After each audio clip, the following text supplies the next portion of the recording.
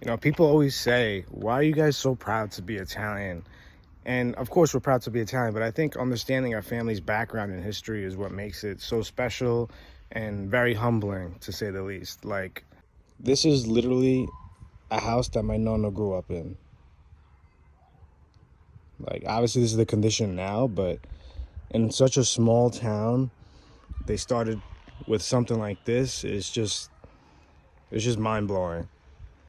As difficult as it was, probably growing up in that house, at the same time, I thought it was a special period in time because they didn't necessarily worry about money. They just worried about providing and making sure that food was on the table for their family.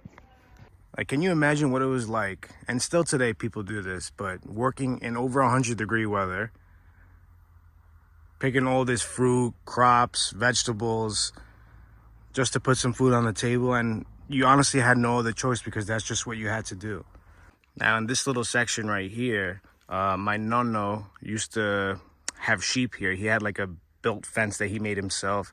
And, you know, he fought in the World War and then came home and became a shepherd, just like many other men here. Got a nice little tractor for the fields, helps with the crops.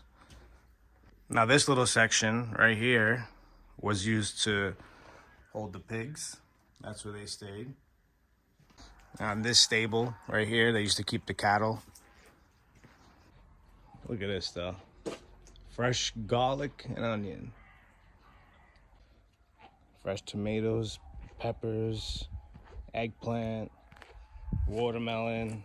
I mean, they basically got it all here. Now, in the most ideal scenario, you would have water next to your land, and that's exactly what my nonni had. So good for them. They had one of my favorite things about this town is this. Nice little stream, little river flow. And this is actually water that you can drink. I mean, I wouldn't drink it from here just because there's a bunch of things that it passed through. I'm going to show you the original starting point of this water in a second. Now, one thing I hated was when we used to play calcio in the fields with my cousins. These freaking plants were the worst.